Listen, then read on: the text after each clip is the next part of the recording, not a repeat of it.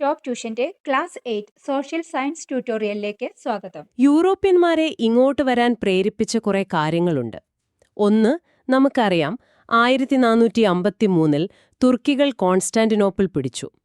അതോടെ കരവഴി ഏഷ്യയിലേക്കുള്ള വ്യാപാരപാത അടഞ്ഞു. അതെ. പിന്നെ കപ്പൽ യാത്രകൾക്ക് സഹായകമായ പുതിയ സാങ്കേതിക വിദ്യകൾ വന്നു, വടക്ക് നോക്കിയന്ത്രമൊക്കെ പോലെ. കൂട്ടത്തിൽ നമ്മുടെ നാട്ടിലെ സുഗന്ധവ്യഞ്ജനങ്ങൾക്ക്, പ്രത്യേകിച്ച് കുരുമുളകിന്, യൂറോപ്പിൽ വലിയ ഡിമാൻഡായിരുന്നു. അപ്പോൾ പുതിയ കടൽ വഴികൾ കണ്ടെത്തേണ്ടത് അവരുടെ ആവശ്യമായി മാറി.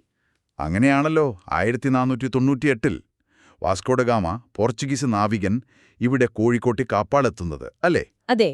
അന്ന് കോഴിക്കോട് ഭരിച്ചിരുന്ന സാമൂതിരിയെ കണ്ടു, വ്യാപാര കരാറുകൾക്ക് ശ്രമിച്ചു. പക്ഷേ അവിടെ ഓൾറെഡി അറബ് വ്യാപാരികൾക്ക് നല്ല സ്വാധീനമുണ്ടായിരുന്നില്ലേ?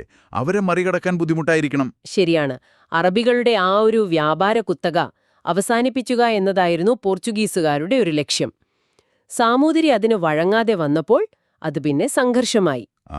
സാമൂതിരിയുടെ നാവിക പടത്തലവന്മാരായ കുഞ്ഞാലി മരക്കാർമാർ ശക്തമായിട്ട് തന്നെ നേരിട്ടു.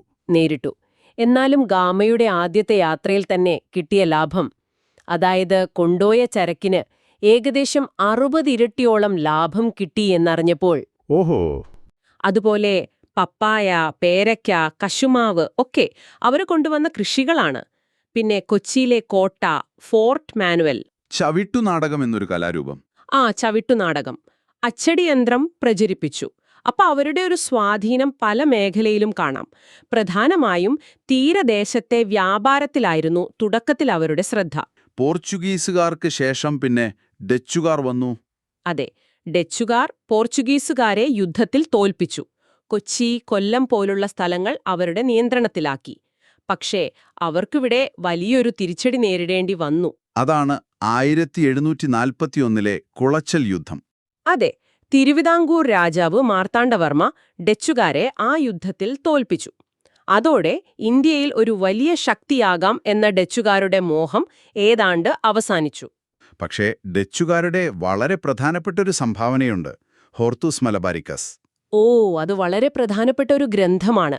കേരളത്തിലെ സസ്യങ്ങളെക്കുറിച്ച്, ഔഷധ സസ്യങ്ങളെക്കുറിച്ചൊക്കെ വിശദമായി പ്രതിപാദിക്കുന്ന പുസ്തകം. ഇട്ടി അച്യുതൻ എന്നൊരു വൈദ്യന്റെ സഹായത്തോടെയാണ് അത് തയ്യാറാക്കിയത് എന്നും പറയുന്നുണ്ട്. അതെ, അദ്ദേഹത്തിന്റെ പങ്ക് വളരെ വലുതാണ്.